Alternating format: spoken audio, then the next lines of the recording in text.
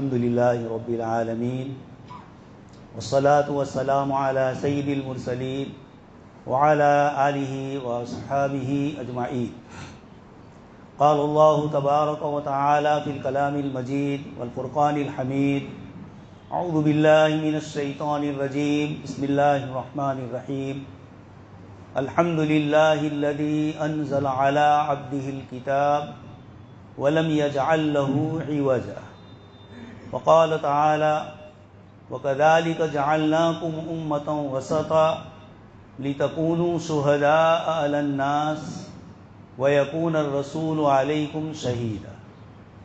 وقال النبي صلى الله عليه وسلم ما بين خلق آدم إلى قيام الساعة أمر أكبر من الدجال. وقال النبي صلى الله عليه وسلم إني لم أبعث يهوديا ولا نصرانيا ولكن بعثت بالحنيفية السمحاء. صدق الله العظيم وصدق رسوله النبي الكريم ونحن على ذلك لمن الشاهدين والشاكرين والحمد لله رب العالمين.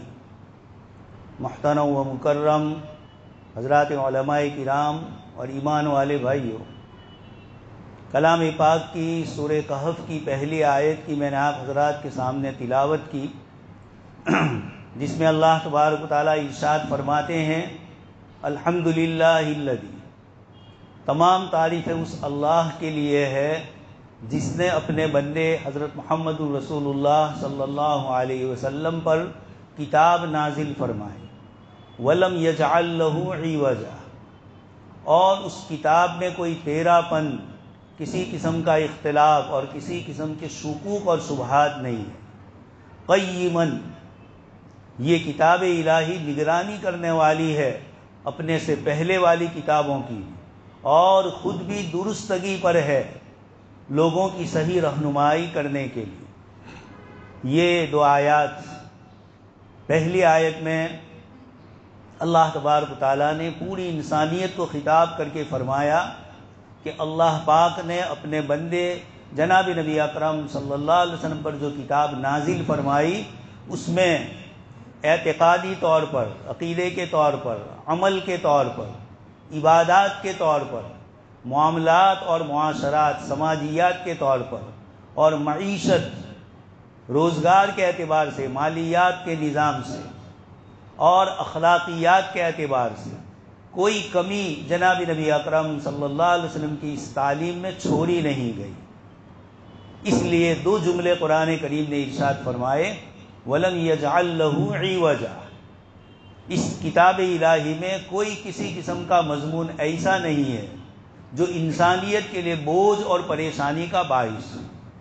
دوسری ایک آیت کریمہ میں فرمایا وَيَضَعُ عَنْهُمْ إِسْرَهُمْ وَالْأَغْلَالَ الَّتِي كَانَتْ عَلَيْهِمْ، کہ جناب نبی اکرم صلی اللہ علیہ وسلم جس دین کو لے کر آئے اس میں امر بالمعروف، بھلائی کا حکم ہے، برائی سے روکتے ہیں وہ، اور پاکیزہ اور حلال چیزوں کو لوگوں کے لیے حلال فرماتے ہیں. وَيُحَرِّمُ عَلَيْهِمُ الْخَبَائِثَ، اور ظاہری اور باطنی گندگی، ناپاکی اور برائیوں کے اعتبار سے جتنی بھی برائیاں اس میں ہو سکتی ہے، اس قسم کی جتنی بھی ناپسندیدہ چیزیں تھیں، خبیثات تھی، وَيُحَرِّمُ عَلَيْهِمُ الْخَبَائِثَ.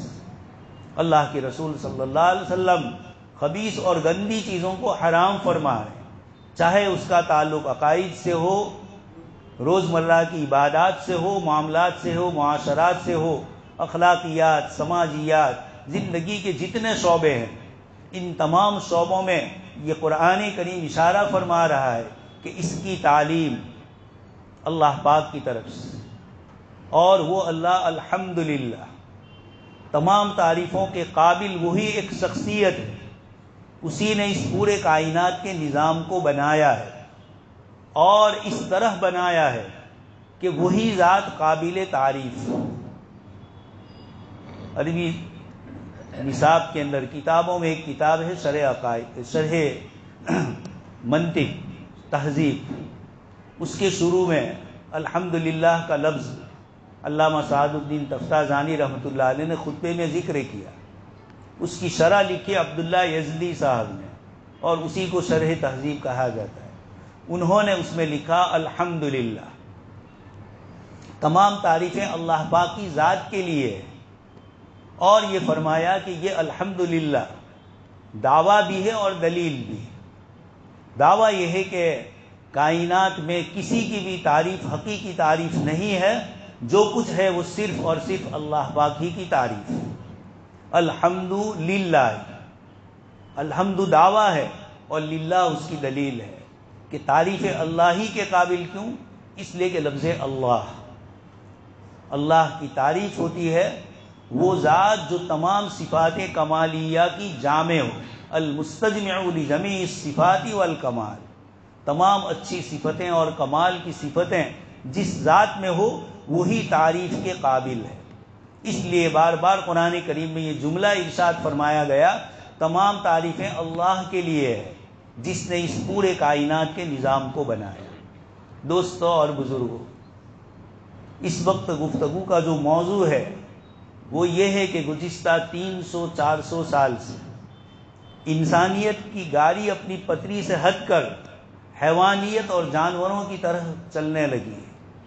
انسانی قلوب اور انسانی دل جو اللہ پاک کی معرفت، اس کی محبت کا مرکز تھا، کریت کریت کر اسکولوں میں، کالجوں میں، موبائل کے ذریعے، ٹی وی کے ذریعے، فحش لٹریچر کے ذریعے پوری دنیا میں گزشتہ 300-400 سال سے آہستہ آہستہ لوگوں کو اللہ پاک کی ذات عالی سے دور کرنے کی مسلسل کوششیں ہوئی، اور یہ ساری کوششیں پک کر اب اس درجے پہنچ چکی ہے کہ اب اس سے انسانیت کو بچنے کا، انسانیت کو اپنے آپ کو انسان بنانے کا جو طریقہ قرآن کریم نے ذکر فرمایا، گزشتہ 400 سال سے دنیا کے انسانیت نے، دہریت نے، الحاد والوں نے، بے دین زندگی گزارنے والے، فلسفیانہ نئے نئے نظریے اور تھیوریاں پیش کرنے والے، ان لوگوں نے اس کائنات میں ایسی باتیں اپنی طرف سے گھڑ لی اور ایک نظام ایسا نافذ کرنا چاہا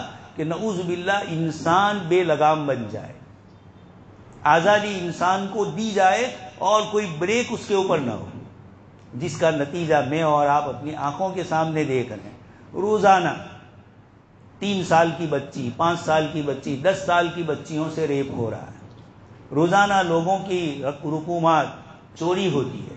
پہلے چور چوری کرنے کے طریقے پرانے اپناتا تھا، اب موبائل کے ذریعے اور بہت ساری اس قسم کی ڈکیتیوں کے ذریعے لوگوں کا مال لوٹا جا رہا ہے، لوگوں کی چیزیں لوگوں کے پاس سے لے لی جا رہی ہے۔ ہر طرح کا قرآن نے جو منظر پیش کیا، ظہر الفساد فی البر والبحر بما کسبت ایدی الناس، لوگوں کے اعمال نے خشکی پر بھی اور سمندری دنیا پر بھی، اور اب آج کل ہماری خلا کی دنیا میں، اوکاش میں بھی، ظہر الفساد فی البر والبحر، سمندروں میں، خشکیوں میں، ہر جگہ پر فساد کا ظہور ہوا ہے اور ہر شعبے زندگی کو فساد میں ڈال دیا ہے۔ اللہ تبارک تعالیٰ اس آیت کے پہلے جملے کے ذریعے، آپ سن چکے ہیں اس سے پہلے سورہ کہف، اس کی جو آدمی ہر جمعہ کو تلاوت کرتا ہے، یا روایتوں میں ہے کہ کم سے کم شروع کی 10 آیتیں، کچھ روایتوں میں اخیر کی کچھ آیتیں، اگر اس کی وہ تلاوت کرے گا تو اللہ تبارک تعالیٰ اس کو دجال کے فتنے سے محفوظ فرمائے۔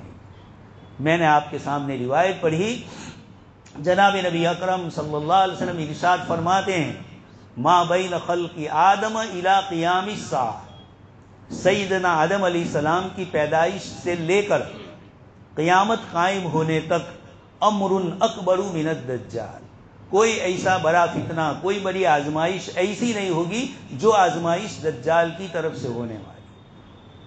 انبیاء کرام علیہ السلام میں سے ہر نبی نے اپنی امت کو اس سے ڈرایا، اور آپ صلی اللہ علیہ وسلم نے فرمایا میں بھی ڈرا رہا ہوں، اور میں ایک نئی چیز کہہ رہا ہوں کہ اس کی آنکھ عنبۃ طافیۃ، اس کی ایک آنکھ ابھری ہوئی ہے اور اس کی پیشانی پر لکھا ہوا ہے کفارہ، جس کو ہر مومن سمجھ لے گا، پڑھ لے گا۔ مومن کا لفظ حدیث شریف میں ہے۔ یہ دجال کے آنے سے پہلے حدیث شریف میں آپ صلی اللہ علیہ وسلم نے فرمایا، دجالون 30، 30 دجال اصلی دجال کے آنے سے پہلے روئے زمین پر آئیں گے اور اس کے لیے میدان ہموار کریں گے۔ وہ جس نظام کو چاہتا ہے اس نظام کو قائم کرنے کے لیے مسلسل محنتیں کی جائیں گی۔ سب سے بڑا روئے زمین پر فتنہ اس دجالی فتنے کا ہوا، وہ اس طریقے سے نمودار ہوا کہ انسان کو یہ سکھلایا گیا کہ یہ کائنات کا پورا نظام نعوذ باللہ خدا بند قدوس کی ذات کے بغیر نیچر سے ہی چل رہا ہے۔ سبب اور مسبب، علت اور معلول ایک چیز ہے، اس کا کارن کیا ہے، اس کا نتیجہ کیا ہے۔ اس ترتیب سے پوری انسانیت وجود میں آئی۔ نعوذ باللہ کوئی خالق اور مالک نہیں ہے۔ ڈارون نے تو اللہ پاک کی ذات عالی کا وجود مان کر بعد میں ارتقاء اور اتکرانتی واد کا نظریہ قائم کیا، لیکن اس وقت کی سائنس اور اس وقت کی اسکول اور کالجوں کی تعلیم کا پورا جو سلیبس ہے، اس کے اندر جو چیز سکھلائی جاتی ہے وہ یہی کہ نعوذ باللہ خدا کا کوئی وجود نہیں ہے۔ چیزیں امیبا سے پیدا ہو کر ہاتھی تک کیسے بنی، ایک کے بعد ایک نسلیں چلتی رہی، آہستہ آہستہ چونٹی چونٹی سے بن کر مکوڑا بن گئی اور اس سے بڑھ کر پھر اور بن گئی۔ یہ اس طرف پوری کائنات خود بخود نعوذ باللہ وجود میں آئی، اس کا کوئی خالق اور مالک نہیں ہے۔ اور انسانوں پر اس آزادی کی، خدا بند قدوس کی ذات کے انکار سے جو آزادی پیدا ہوتی ہے، یقینی بات ہے کہ انسانیت کی لگام اور انسانیت کی بریک فیل ہو گئی جب اللہ پاک کے دین اور شریعت کو چھوڑ کر انسانوں نے اپنی من مانی اور اپنی عقل اور اپنی سمجھ کے ذریعے دنیا میں ایک نظام نافذ کرنا چاہا۔ اس کے برے نتائج میں اور آپ اپنی آنکھوں کے سامنے زندگی کے ہر شعبے میں محسوس کر۔ تو اس ڈارون کے نظریے کے بعد سب سے پہلے یہ وجود میں آیا کہ ایک چھوٹا سا جز تھا، سوئٹزرلینڈ اور فرانس کی بارڈر پر 27 کلومیٹر کی ایک ٹنل بنائی گئی اور اس کے اندر بنگ بونگ کا جو نظریہ ہے، قرآن نے فرمایا الم تر ان اللہ خلق السماوات، اللہ پاک نے آسمان و زمین کو پیدا فرمایا، کانتا رتقا ففتقناہما، یہ دونوں ملے ہوئے تھے، ہم نے ان دونوں کو الگ کیا۔ یہ قرآن کریم کے 70ویں پارے میں سورہ انبیاء میں اللہ تبارک تعالیٰ نے ان آیات کو ذکر فرمایا۔ اس وقت کا انسان یہی کوشش کر رہا ہے کہ اس ایک چھوٹے سے پرمانو کو، اس چھوٹے سے معمولی سے ایٹم کو ہم تلاش کریں، اس پرداش کو، اور یہ پتہ چلے کہ دنیا اور یہ پوری کائنات کس طریقے سے وجود میں آئی۔ یہ ایک قسم کی بیکار محنتیں اور کوششیں، 60,000 سائنٹسٹ لگے ہوئے ہیں اور کب کس وقت ابھی تک تو ان کو کوئی پتہ نہیں چل سکا۔ وہ اس آخری مادے کو لے کر اس کے ذریعے پوری کائنات وجود میں آئی، نعوذ باللہ خدا کا وجود نہیں۔ آئزیک نیوٹن نے اسکولوں میں سکھلایا کہ سیب اوپر سے نیچے گر رہا ہے، نیچے سے اوپر نہیں جا رہا ہے۔ یہ کشش، گروتواکرشن بل، اس پر نعوذ باللہ پوری دنیا کا نظام ہے۔ سورہ کہف کی آیت کا پہلا جملہ الحمدللہ اسی کو رد کر رہا ہے کہ یہاں ایک خالق اور مالک موجود ہے اور وہ اللہ ہے، اس کی طاقت اور اس کی قدرت کائنات کے ذرے ذرے پر ہے اور ہم ہر اعتبار سے اس کے محتاج ہیں، اپنی پیدائش میں بھی اور پیدائش کے بعد سے لے کر موت تک اپنے وجود کو باقی رکھنے کے لیے بھی اسی خداوند قدوس کی مدد کی ضرورت ہے۔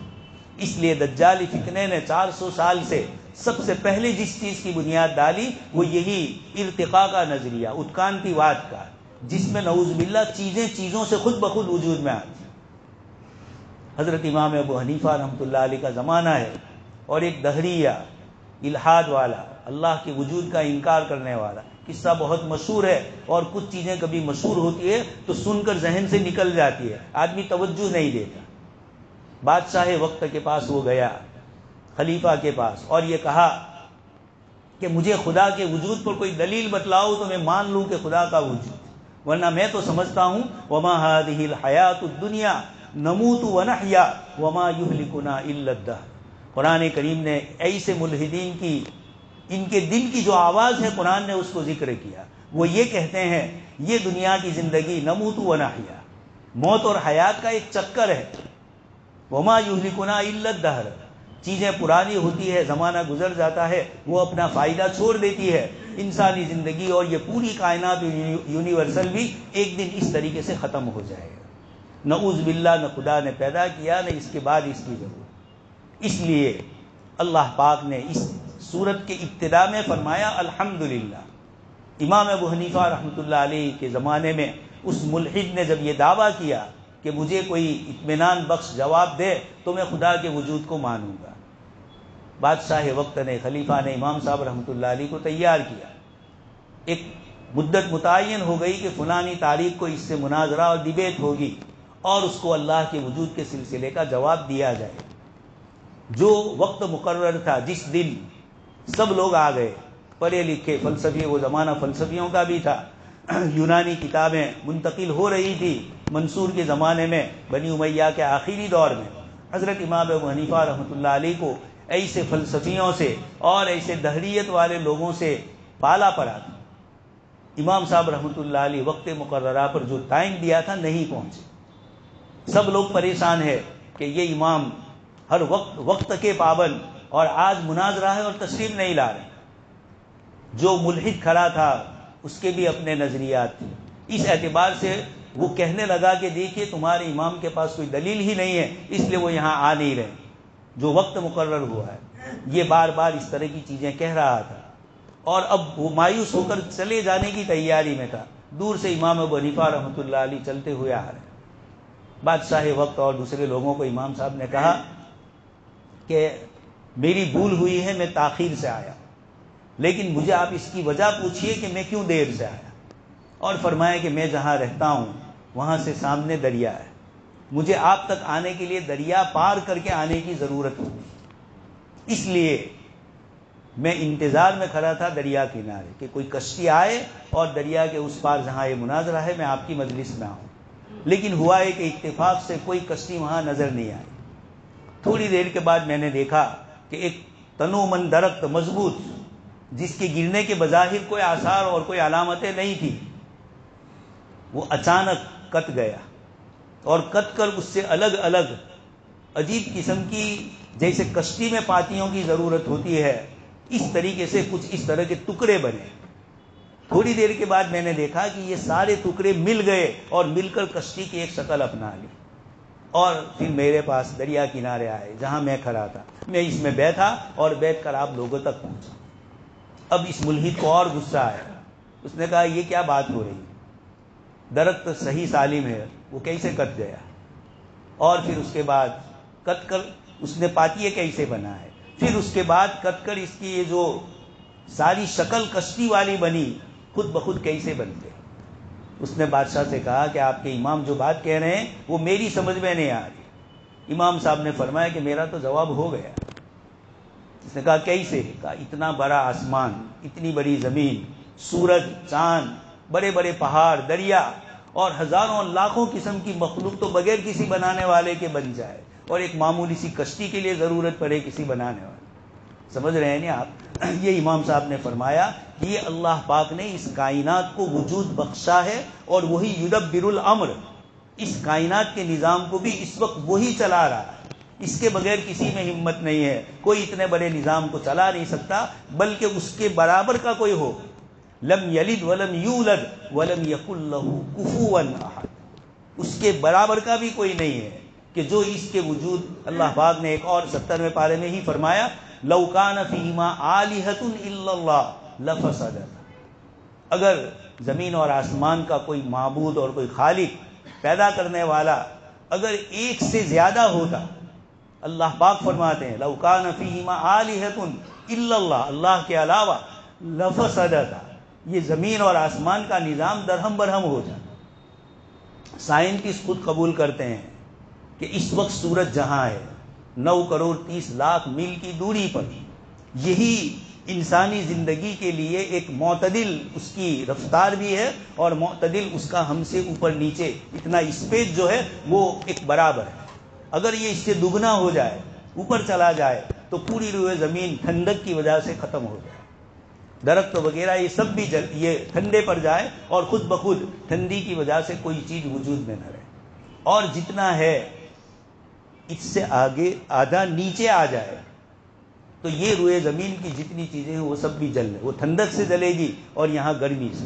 ہمارے جو بھائی یوروپ کے ملکوں میں گئے ہیں ان کو معلوم ہے کہ ابھی جون جولائی کے مہینے میں تو وہاں سرسبزی اور شادابی ہوتی ہے، لیکن نومبر دسمبر جنوری میں آپ روڈ پر سے گزرے اور درخت دیکھیں تو ایسا لگے کہ یہ ختم ہو جائے گا، ایک بھی پتا نہیں، بالکل پتے سے خالی، اور اس کے اوپر برف اتنی جمی ہوئی، ٹھنڈک اتنی کہ ایسا محسوس ہو کہ اب اس میں نمود کی صلاحیت بھی نہیں ہے، اب اس میں بڑھنے کی صلاحیت بھی نہیں ہوگی۔ وہی 2 مہینے 3 مہینے کے بعد سرسبز و شاداب ہو جاتے ہیں۔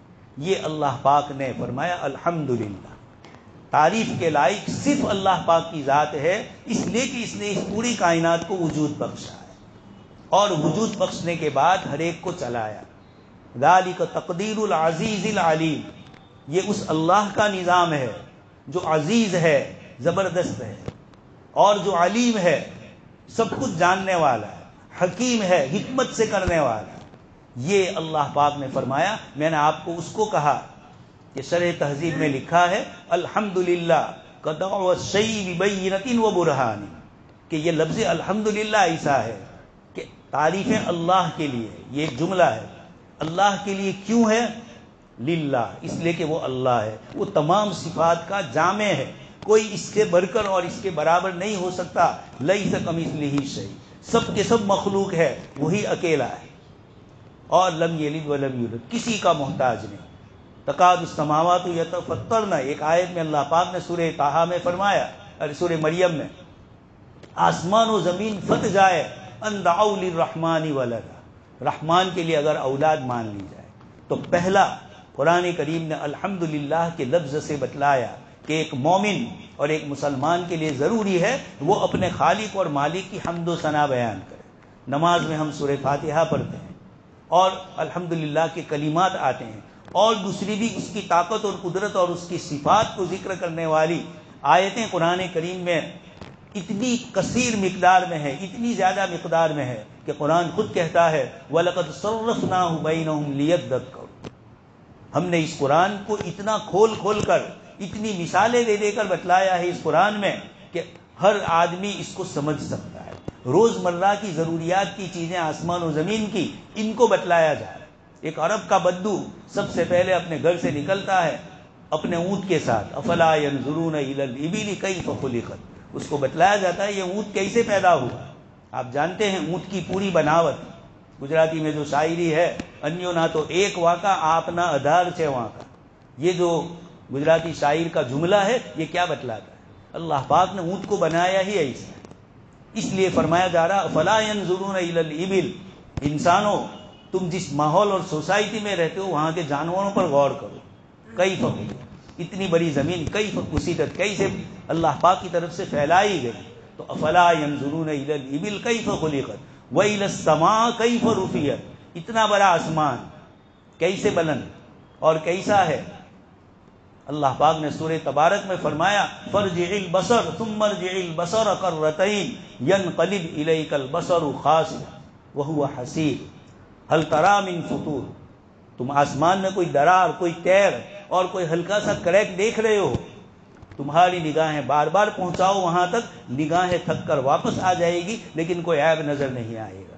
اس خداوند قدوس نے اپنی پاک کتاب میں دجالی فتنے سے حفاظت کے لیے جس کتاب کو، جس سورت کو نازل فرمایا، اس میں سب سے پہلے انسانوں کو اپنے خالق اور مالک کی پہچان کروائی، اور صرف پہچان نہیں، قرآن کریم کے 14ویں پارے میں سورہ نحل آپ پڑھیں، اتنے انعامات اور اتنی نعمتوں کا ذکر قرآن نے فرمایا کہ ہم استعمال کرتے ہیں لیکن ہمیں پتہ نہیں چلتا، اتنی نعمتیں کھول کھول کر اللہ پاک نے بتلائی۔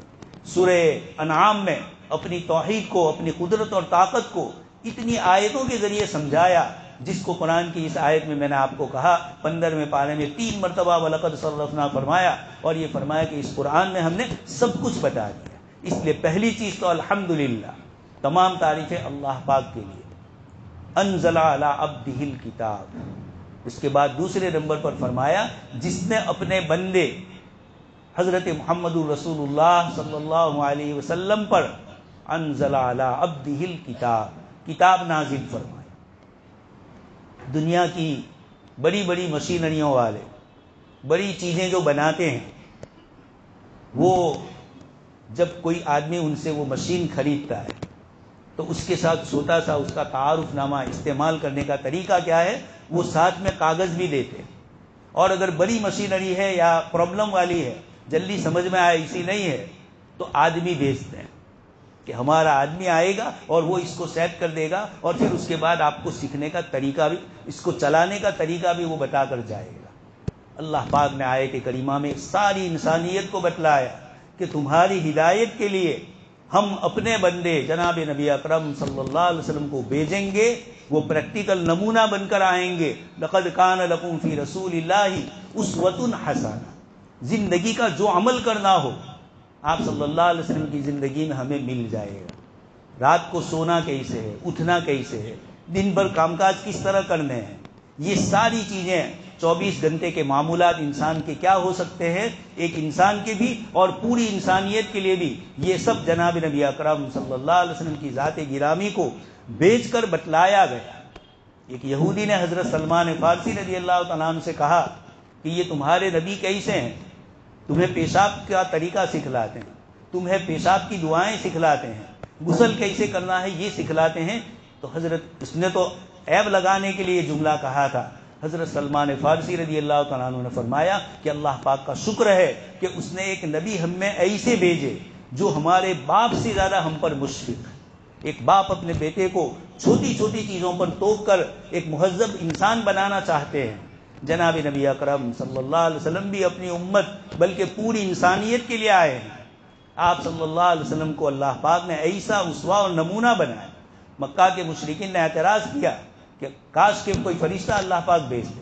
اللہ پاک نے فرمایا وَلَوْ أَنزَلْنَا مَلَكًا لَقُضِيَ الْأَمْرُ بَيْنَهُمْ، فرشتہ بھیجتے، تم کہتے کہ یہ مخلوق دوسری ہے اور ہم دوسری مخلوق، ہم ان کی کیسے پیروی کر سکیں؟ تو اللہ پاک نے آپ صلی اللہ علیہ وسلم کو فرمایا قُلْ إِنَّمَا أَنَا بَشَرٌ مِثْلُكُمْ، لیکن یوحیٰ الیہ، میری طرف وحی کی جاتی ہے۔ یہی انبیاء کرام علیہ السلام کا سب سے بڑا امتیاز۔ تو اللہ تبارک تعالیٰ نے آگے یہ ارشاد فرمایا انزل علی عبدہ، دوستو اتنی بڑی نعمت دی جا رہی ہے اور لفظ عبد فرمایا جا رہا ہے۔ معراج میں بلایا گیا سبحان الذی اسری بعبدہ، عبدیت اس وقت دنیا میں دیکھ رہے ہیں، ٹیکنالوجی کے سہارے پر تکبر، برائی اور خداوند قدوس کی صفات کا ظاہر میں اعلان کیا جا رہا ہے۔ فرعون نے انا ربکم الاعلی کا دعویٰ کیا تھا، اس وقت کے فرعون بھی رات دن دنیا کے انسانوں کو یہی بتلاتے ہیں ہمارے ساتھ رہو گے تو کامیاب رہو گے، ہمیں چھوڑ دو گے تو ناکام ہوں گے یا ناکام کرنے کی کوششیں کریں گے۔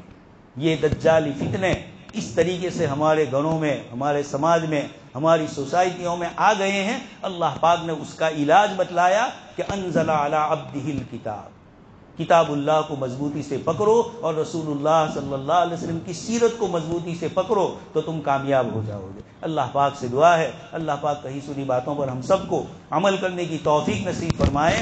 آمین۔ وآخر دعوانا